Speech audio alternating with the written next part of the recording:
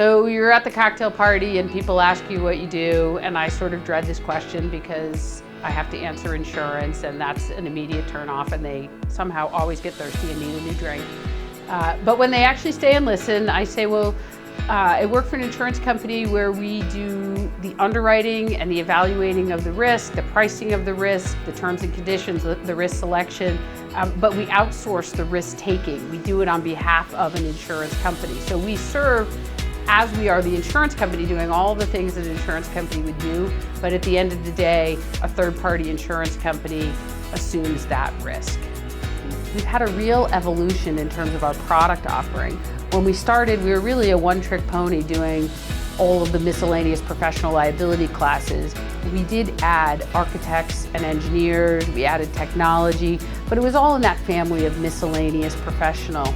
In 2007, we really took a deep look at where we wanted to go and what we wanted to do, and we realized we needed to diversify.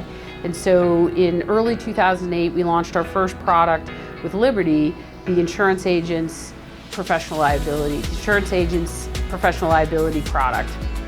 That same year, we also launched management liability, including the D&O, EPLI, fiduciary, and fidelity.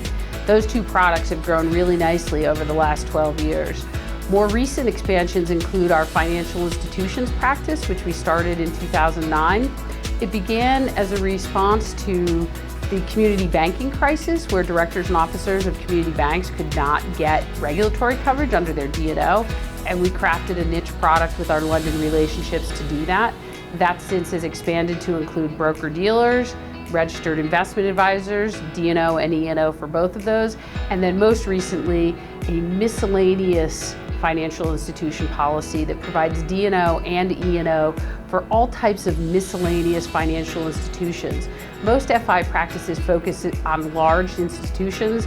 Our miscellaneous practice focuses on the smaller, more alternative lending. Maybe it's an advisor, maybe it's a capital raising organization, but doesn't fit the traditional bank, stockbroker model that most financial practices focus on. And that's been a great growth area for us. Other niche products include the launch of a sexual molestation liability product, and most recently an active assailant liability product. It's unfortunate to be launching those products, but these companies and firms have a real exposure in that area, and we want to provide them the protection that they need in the event of real tragedy.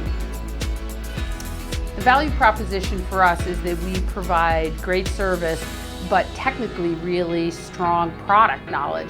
So we can work with the wholesaler to get them a solution quickly, effectively, and tailored to exactly what they need. From the carrier perspective, we use technology to make us efficient, to capture the data, to access higher volume niches that they just can't service particularly well. So we provide a service to the wholesalers that typically the insurance company can't do as nimbly as we do. Because we started as a company that was focused on doing transactions externally through technology, and that really morphed right in the first 2 years that we turned technology inward and used it as a process, as something that would really support process and efficiency in terms of workflow. And insurance companies and insurance agencies, program administrators have a lot of information, and how you store it, how you process it is essential to being successful. You've got to wade through a lot of information to be able to make decisions. And being able to use technology to leverage technology to help underwriters get to the files that make the most sense, to have them have information to make decisions.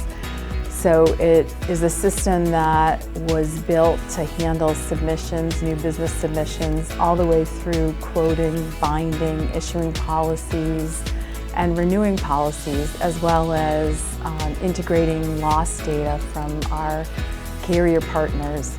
So it's really meant to be a comprehensive underwriting system, and it's gotten more and more complex over time as we've added products. And so now the STS, as we call it, is integrated with a document management system, And it's where 38 out of 38 of our folks work every day. Were we getting a T1 then? Like, remember the cost of all the telephone stuff? It's just changed. Now we're just like down to one little mobile phone, and everything else is kind of like archaic. Yeah, you don't even have to hardwire anymore. Yeah. I remember we had one server. How many do we have now? We named it Server. So it was like when Steve came along and he was like, well, server. It would be like, who's on first? Server. That's very funny. Well, insurance people don't have a lot of creativity. It's not surprising that we named our server Server. Server.